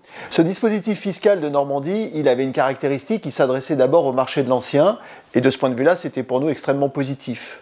Force est de constater qu'au terme des 3 années que ce dispositif est applicable, et il a d'ailleurs évolué dans le temps, il n'a pas rencontré son public. Il n'a pas rencontré son public alors même que, de notre point de vue, il avait quand même une certaine pertinence. Et c'est un dispositif qui, malgré tout, de notre point de vue, mérite encore beaucoup d'intérêt. Quelles sont les limites de ce dispositif? La première chose, c'est qu'il était circonscrit à 222 villes et à des villes qui également bénéficiaient d'une opération de revitalisation. Et force est de constater que cette cartographie et cette limitation à certains centres-villes a engendré une pénurie d'offres. L'offre, on n'est pas arrivé à la générer. Il y avait également une forme de complexité dans la mise en œuvre. Il fallait un quota de travaux qui, d'ailleurs, dans leur nature, ont changé en cours de route. Et il fallait que cela représente 25% du prix de revient de ces logements. Donc, je pense qu'on n'avait pas suffisamment de périmètre étendu pour pouvoir générer une offre suffisante et accessible, sachant que cette offre était un peu complexe à constituer. Que faudrait-il faire pour encourager davantage d'investisseurs particuliers à rénover des passoires thermiques? Moi, je pense que le de Normandie, dans l'ancien, il est tout à fait pertinent avec les nouvelles obligations résultant de la loi climat et résilience. Parce qu'il faut bien comprendre que les logements F et G dans le parc privé locatif vont être demain interdits à la location. En 2025 pour les G, en 2028 pour les F. Une partie des bailleurs vont pouvoir faire les travaux. Une partie des bailleurs ne le feront pas et vont désinvestir. Eh bien, ces logements-là, il ne faut pas les perdre dans le parc privé locatif parce qu'on n'aura pas les moyens de reconstituer cette perte-là. Profitons à ce moment-là de climat et résilience pour que le de Normandie dans l'ancien permette aux investisseurs qui vont racheter ces biens-là de les maintenir dans le parc privé locatif, de les maintenir en les rachetant en état futur de rénovation énergétique, permettant ainsi plusieurs choses, remettre sur le marché des logements de qualité, les remettre d'une façon diversifiée dans l'ensemble de nos villes et en plus à des loyers maîtrisés. Donc, j'ai envie de dire que tirons les leçons du passé, mais véritablement ce dispositif fiscal qui est le seul à s'adresser aux logements anciens dont on sait qu'il est demain un enjeu exceptionnel, eh bien, il va trouver sa pertinence et c'est le moment de le maintenir et j'allais dire d'élargir donc son périmètre à la France entière, circonscrit aux logements F et G qui seraient revendus par des propriétaires bailleurs qui ne voudraient pas faire les travaux. Une réaction, Thierry Marchand? Je dirais que M. Torolion a tout expliqué, a tout détecté la problématique aujourd'hui de la rénovation Parce que ce qu'il dit clairement, c'est un tiers ou peut-être plus des propriétaires ne feront pas les travaux. Et pour lui, c'est une perte dans l'offre locative, quand on sait qu'aujourd'hui, l'offre de location a été divisée par 2 dans les 2 dernières années. Oui. Les propriétaires ne feront pas de travaux pour un bon tiers. Tout simplement parce que ça demande des démarches. Ça demande d'avoir confiance aux entreprises qui interviennent, que ce soit l'usine au Sicœur ou l'artisan. Aujourd'hui, on a besoin de confiance. Et donc, comme il faut suivre, il faut être sûr que les travaux que l'on a engagés soient bien réalisés. D'ailleurs, France Rénov', c'est toute la démarche de l'accompagnateur aussi, de vérifier de donner cette confiance. Et cette confiance, elle n'est pas là aujourd'hui. Donc, les personnes souhaitent plutôt vendre leurs biens et laisser cette démarche de développement, de travaux à l'acquéreur. Vous confirmez, Alain Brosset? Ça ne vous étonne pas, hein? Alors, ce qui ne m'étonne pas, c'est le diagnostic qui vient d'être fait, la situation qu'il a rencontrée. Après, il y a quand même 2-3 compléments. Le premier, c'est qu'effectivement, France Rénov', en place depuis le 1er janvier, est justement là pour accompagner les personnes et leur apporter ces éléments de confiance, d'information, de conseil, d'orientation. Et donc, ça va répondre aussi aux demandes justement de ces bailleurs concernés par le type de logement dont on vient de parler. Les aides en matière de rénovation énergétique, comme MaPrimeRénov', ont connu quand même un succès important. L'ANA a permis la rénovation de plus de 750 000 logements quand même sur l'année 2021. On rappelle qu'elle est ouverte aux bailleurs aussi. Elle est ouverte aux bailleurs depuis le 1er juillet 2021. Et aux copropriétés. MaPrimeRénov' copropriété. Et elle est aussi, on peut aussi se le redire, elle est essentiellement une aide qui, pour 2 tiers du public bénéficiaire, concerne des publics modestes et très modestes. Donc il y a quand même un mouvement, un succès, il y a un dispositif d'aide qui vient accompagner gros volume aussi, il faut le rappeler, sur les maisons individuelles, bien évidemment. Merci à tous les deux, merci beaucoup. Merci à vous, Alain Brosset, directeur des stratégies des relations territoriales à l'ANA, l'Agence nationale de l'habitat. Je rappelle qu'on peut le retrouver aussi sur le site internet, c'est monprojet.ana.gouv.fr. On retrouve le site francerénov.gouv.fr et francerénov.gouv.fr. C'est le bon clic à faire, qu'on retrouve d'ailleurs sur les délégations, on va dire territoriales aussi, bien évidemment, puisque fort ancrage territorial. À vous, Thierry Marchand, merci, président de la Chambre des diagnostiqueurs immobiliers de la FNAIM.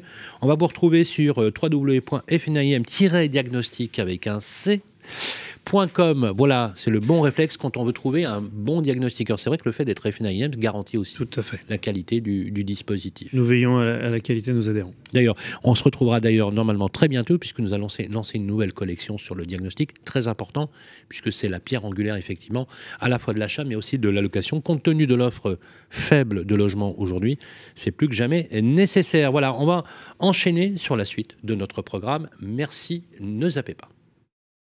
Le grand rendez-vous de l'immobilier, le point juridique de l'ANIL, l'Agence nationale pour l'information sur le logement. Eh bien, il est l'heure de retrouver effectivement l'Agence nationale d'information pour le logement, car chaque mois, on vous donne des informations très précises dans ce grand rendez-vous de l'immobilier, accompagné de Roselyne Conan, sa directrice générale. Nous allons parler de Loc Avantage, c'est le nouveau nom du dispositif loué abordable. Il n'y a pas que le nom qui a changé, beaucoup d'autres choses. Bonjour Roselyne. Oui, bonjour messieurs. Oui, en effet, aujourd'hui, je vais vous parler du nouveau dispositif fiscal qui a été mis en place par la loi de finances pour 2022, donc qui permet déjà d'ailleurs, puisque c'est ouvert depuis le 1er janvier 2022, qui permet donc aux propriétaires bailleurs qui proposent un logement à un loyer donc inférieur à celui du marché local et à un locataire donc, qui a des revenus modestes de bénéficier d'une réduction d'impôt proportionnelle au rabais qui est pratiqué. Donc il est baptisé Loc Avantage et il remplace le dispositif loué abordable qui continuera effectivement à coexister tant que les propriétaires souhaiteront le poursuivre.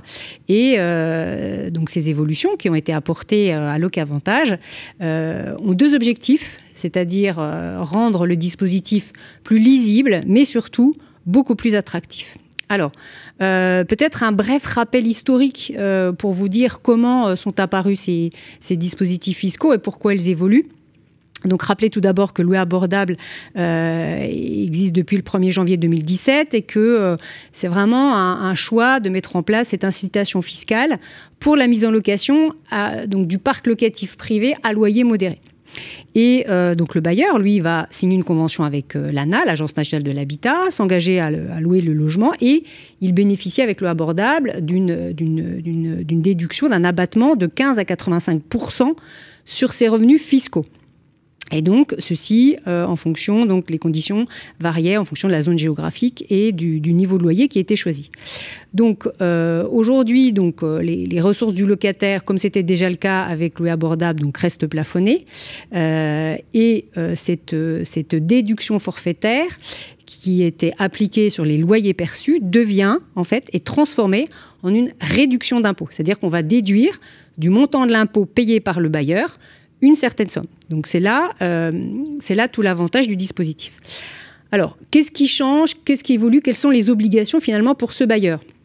Alors, le bailleur, comme précédemment, il devra donc louer un bien non meublé, donc location vide, pour une durée minimale de 6 ans et signer une convention avec l'ANA comme précédemment. Et puis, comme je l'expliquais, il ne devra pas dépasser un loyer maximum, donc on verra comment il est défini, et le louer en tant que résidence principale avec des locataires, des ménages qui auront des ressources qui seront plafonnées. Donc, la particularité, c'est de ne pas pouvoir louer effectivement à un membre de sa famille. Donc, on devra louer à un locataire qui ne fait pas partie donc, de la famille du bailleur. Donc, les plafonds de loyer, les plafonds de ressources sont déjà d'ores et déjà accessibles et disponibles sur le site de l'ANA. Donc, vous pouvez déjà aller vous renseigner et voir quels sont les niveaux qui sont applicables sur le territoire où, voilà, en tant que bailleur, vous envisagez d'investir. Et plus la zone est tendue, effectivement, plus le plafond de ressources sera élevé. Et le plafond de loyer, il va être calculé, il va être défini par commune, tout d'abord, et à partir de 2 bases auxquelles, effectivement, on applique une décote, donc entre 15 et 45%. Alors, ces 2 bases de données, donc on a soit les données qui sont produites par les observatoires locaux des loyers, si la métropole en est pourvue, donc l'ANIL, je le rappelle, joue le rôle de centre de traitement et d'animateur ou d'animatrice du réseau des observatoires locaux des loyers. Et si le territoire n'est pas couvert par un observatoire, on fera appel aux données qui sont publiées dans la carte des loyers, qui est publiée par le ministère du Logement. Donc notre propriétaire qui souhaite mettre en location un logement et bénéficier de cet avantage fiscal, il aura le choix entre 3 niveaux de loyer, alors qu'on appelle LOC 1, LOC 2 et LOC 3. Et le choix il sera déterminant puisque ça va définir le niveau de loyer applicable et bien sûr le taux de réduction, la réduction d'impôt effectivement qui va s'appliquer. Donc, bien évidemment, plus le loyer il est réduit, plus l'avantage fiscal il est intéressant. Donc, en fait, le taux de réduction, il va de 15 à 65%. Donc, pour le LOC 1, on est sur 15% qui passera à 20% lorsque le propriétaire fait appel à un tiers pour faire de l'intermédiation locative. Je vais y revenir pour vous rappeler ce que c'est que l'intermédiation locative. On sera à 35% en LOC 2, passant à 40% en cas d'intermédiation locative. Et le LOC 3, c'est 65% avec systématiquement appel à un acteur de l'intermédiation locative. Parce que pour mémoire, donc l'intermédiation locative, elle peut se matérialiser sur 2 formes. C'est-à-dire soit on confie la gestion, un mandat de gestion à une agence immobilière à vocation sociale et donc elle va accompagner le bailleur et le locataire tout au long du parcours locatif. Elle va sécuriser donc cette gestion locative. Soit on loue à une association qui est agréée par l'État qui elle-même va sous-louer à un locataire et garantir bien évidemment le paiement du loyer et des charges. Donc cette sous-location visera des publics qui sont en difficulté et avec donc une première marche à monter avant de trouver et d'aller vers un logement plus autonome. Donc, ce qu'on peut dire aujourd'hui, c'est que la plateforme de dépôt de l'ANA pour pouvoir déposer sa convention, faire sa démarche, donc ne sera ouverte qu'au 1er avril 2022.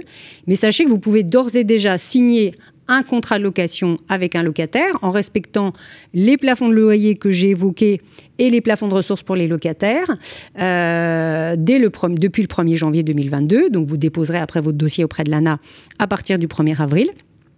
Et bien évidemment, là, le dispositif fiscal s'appliquera depuis la prise d'effet du bail. Ce qu'il faut savoir et garder en tête, c'est que l'avantage fiscal, il n'est pas tout seul. C'est-à-dire que l'avantage fiscal, il va pouvoir se cumuler avec d'autres aides. Vous aurez des aides complémentaires, notamment, vous pouvez bénéficier des aides pour réaliser vos travaux d'amélioration. Il y a des primes spécifiques qui sont octroyées en cas d'intermédiation locative jusqu'à 3 000 € si vous faites de l'intermédiation avec mandat de gestion pour un appartement de moins de 40 mètres carrés. Et en plus de tout ça, vous pouvez mobiliser l'éco-prêt à taux zéro, vous pouvez mobiliser un prêt avance rénovation et aussi à signaler le dispositif loué pour emploi. Loué pour l'emploi qui est porté donc, par Action Logement en combinant Visal et d'autres aides complémentaires. Donc tout ça, résumé, c'est un dispositif donc gagnant-gagnant pour le propriétaire et pour le locataire. Pour vous y retrouver donc, sur l'ensemble des aides, pour vous expliquer comment vous y prendre, n'hésitez pas à solliciter votre ADIL local, votre agence départementale d'information sur le logement, qui pourra répondre à toutes vos questions, qu'elles soient fiscales, financières, travaux, et plus globalement vous expliquer, vous guider dans l'économie effectivement de cette opération. Le grand rendez-vous de l'immobilier, droit dans l'IMO avec Orpi. Eh bien, rebonjour les amis. Et oui, on vous l'avait promis, 36e numéro du Grand Rendez-vous de l'immobilier. Ça fait déjà 4 ans. Et vous êtes de plus en plus nombreux à nous suivre. C'est votre séquence préférée puisqu'on donne la parole, comme vous le savez, aux agents immobiliers qui sont sur le terrain tous les jours. C'est la séquence de droit dans l'IMO avec Orpi. Et je ne vais pas bouder mon plaisir car j'ai le plaisir.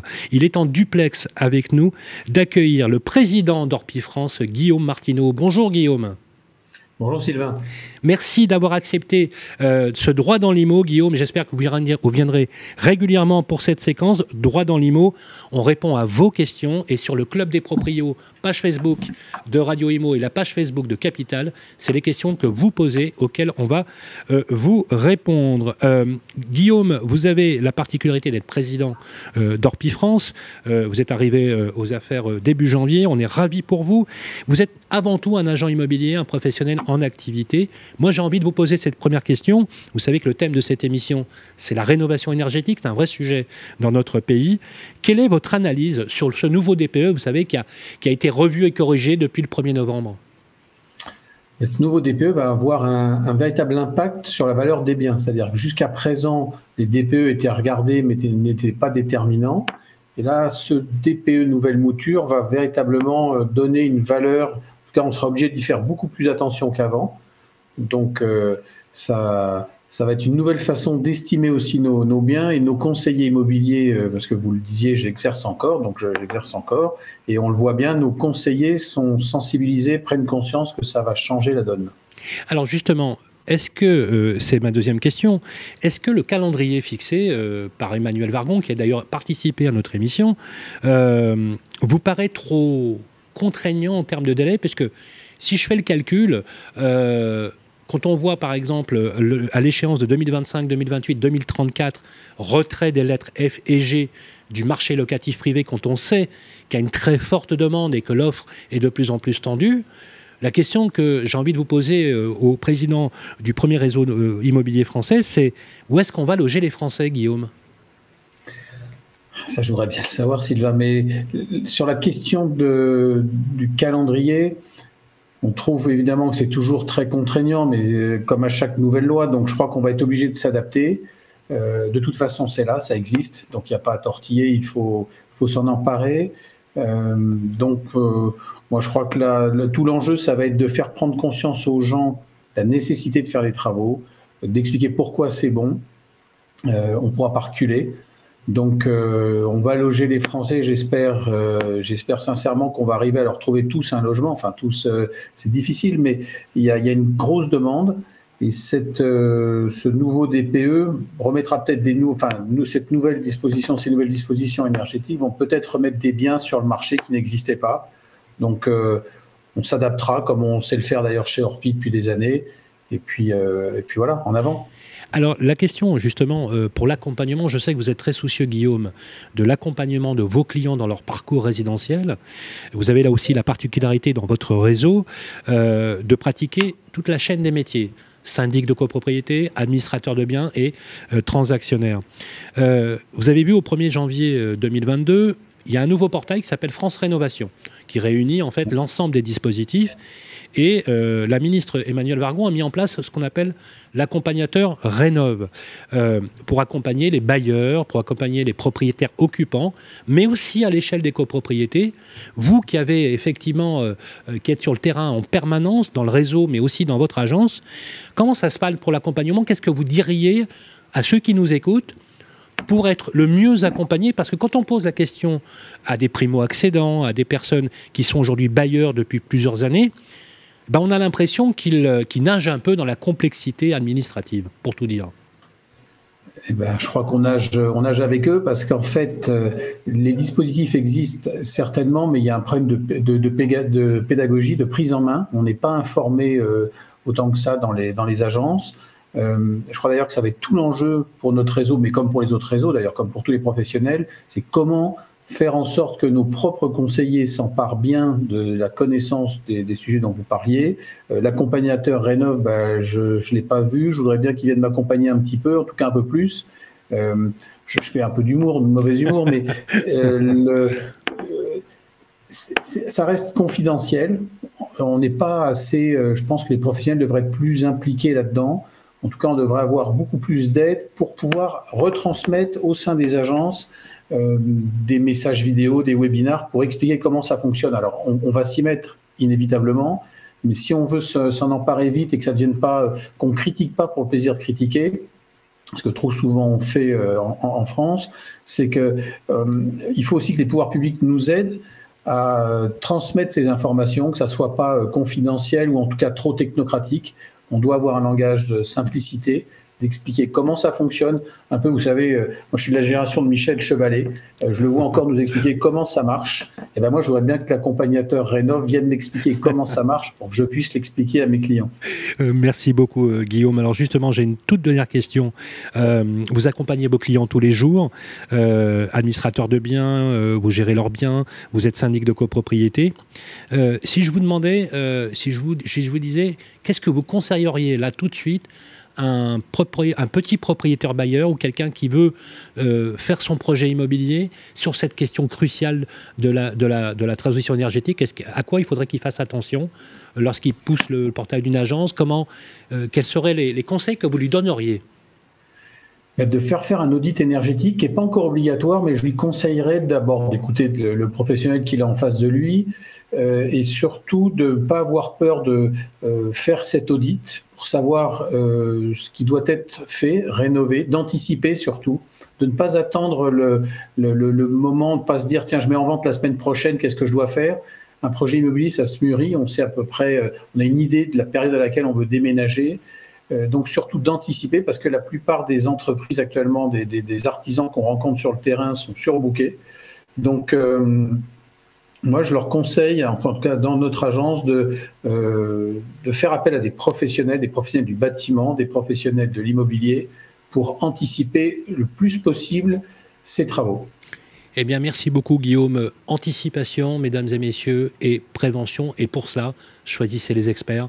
Agents immobiliers, ceux qui vous accompagnent, les artisans et les agents immobiliers. D'ailleurs, propriétaires, bailleurs que vous êtes, ils vous accompagnent aussi au quotidien. On le voit d'ailleurs parce que vous leur faites de plus en plus confiance. Merci beaucoup pour cette séquence de Droit dans l'IMO avec Orpi. Merci Guillaume Martineau. Merci Sylvain, à bientôt. J'espère que vous aurez l'occasion de venir directement sur le plateau qu'on vous voit pour cette séquence Droit dans l'IMO. On parlera notamment, les amis, dans les semaines qui viennent de maisons individuelles, de vos projets au printemps avec la décrudescence de cette crise sanitaire. Et on en est très heureux aussi pour vous. Voilà, n'hésitez pas, les questions vous les posez sur le club des proprios, sur la page Facebook de Radio Imo et de Capital. On vous dit au mois prochain et on enchaîne avec les rubriques qui vous concernent. C'est ça vous concerne. À tout de suite. Le grand rendez-vous de l'immobilier, ça vous concerne. Hello les amis, toujours avec vous et dans ce 36e numéro, dernier rendez-vous de Ça vous concerne avec nos experts et c'est maintenant le cas d'un notaire. Maître Benoît Morel est avec nous. Bonjour Benoît. Bonjour. Une première question Guillaume sur le groupe Facebook. Oui, Liliane du groupe Facebook, le Club des Proprios s'apprête à acquérir un local commercial qu'elle souhaite transformer en logement.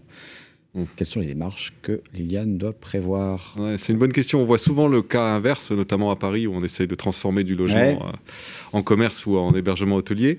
Dans le sens où veut le faire Liliane, c'est plus simple. Puisqu'elle va créer du logement, qui est plutôt une bonne chose pour le logement.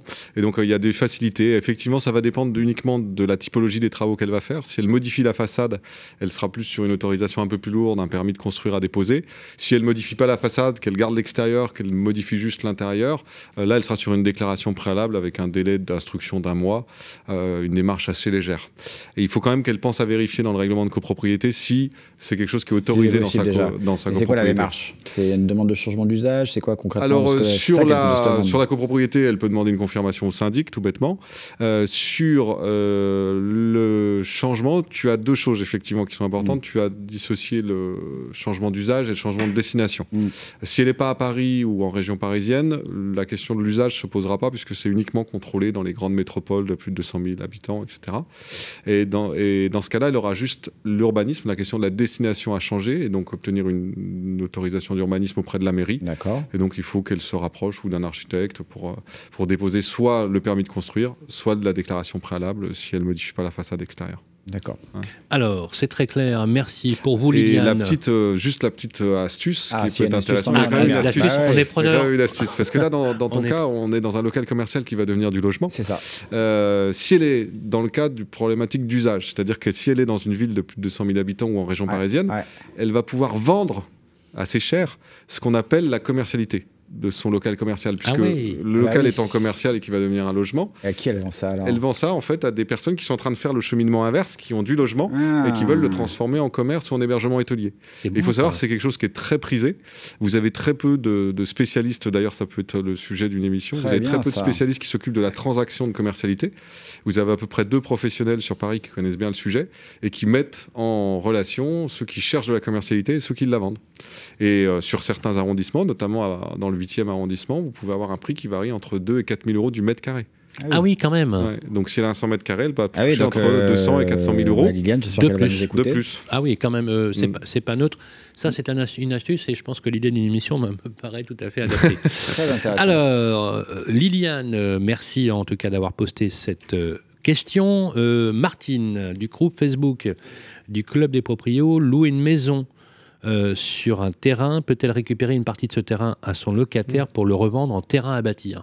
C'est une question qui se pose de plus en plus souvent parce qu'effectivement, on a des propriétés où les règles d'urbanisme ayant changé, vous pouvez couper le jardin et construire carrément une nouvelle maison dessus. Alors la difficulté, c'est qu'au niveau de l'urbanisme, vous avez ce droit et on va se retrouver tout bêtement face au bail où on va vouloir modifier l'objet du bail. Et le locataire, ce serait nous, on serait les premiers à dire, mais attendez, moi vous m'avez loué une maison avec un jardin, c'est pas la même chose si vous ne donnez pas le jardin. Et donc soit vous tombez d'accord avec une négociation classique en disant je suis d'accord pour réduire l'emprise de mon bail, ne plus avoir la même emprise de jardin ou avoir un jardin plus petit, ne plus du tout avoir de jardin, mais il y a peut-être une compensation sur le loyer à discuter parce que c'est plus le même bien. Soit vous tombez pas d'accord et dans ce cas-là en fait elle va être obligée d'attendre la fin du bail, de reprendre le bien pour pouvoir elle pourra pas, judiciairement en tout cas, elle ne pourra pas obtenir du tribunal à partir du moment où elle a un bail qui le lie avec son locataire, bien sûr. Non, elle a un bail, elle sera obligée de le respecter. Soit elle trouve un accord avec sa locataire ou son locataire pour réduire l'emprise, certainement moyennement compensation financière, soit elle ne trouve pas d'accord. Ça peut être une gratuité de loyer, par exemple, ou une franchise de loyer. C'est souvent comme ça que ça se traite, effectivement, en disant... Vous m'arrangez le coup, puis vous ne paierez pas le loyer pendant 3 mois. Ça peut aussi arranger le locataire dans certains cas. Bien sûr. Surtout ceux comme vous qui n'aiment pas jardiner. Ça peut que les arranger. C'est toujours très clair avec Benoît Morel, notaire à Paris. Merci beaucoup, Benoît. Je rappelle qu'on retrouve votre étude Boulevard Haussmann. Donc, c'est le bon réflexe pour trouver un bon avocat dans le 8e arrondissement et vous on vous retrouve très facilement aussi avec votre adresse et vos coordonnées. Vous pouvez toujours, bien évidemment, questionner les experts. C'est très simple.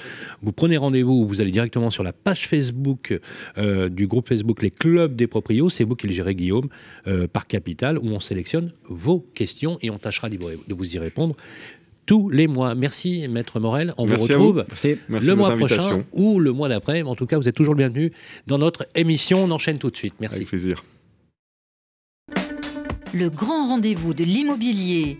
Guillaume Chazoulière, Sylvain Lévy-Valency.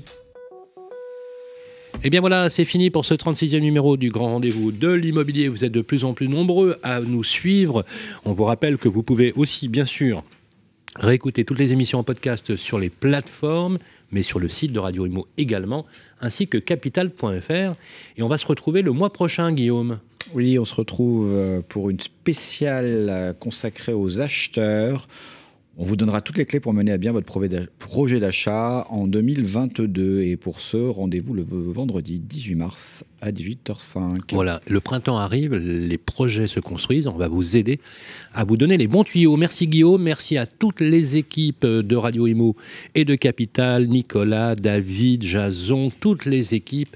Voilà, ils font un super boulot. En tout cas, on vous souhaite une très belle soirée, un bon week-end et au mois prochain pour un nouveau grand rendez-vous de l'immobilier. Radio Imo et Capital présentent le grand rendez-vous de l'immobilier en partenariat avec Orpi, 1250 agences immobilières partout, rien que pour vous. Et bienici.com, le site immobilier nouvelle génération, à retrouver sur radioimo.fr et capital.fr.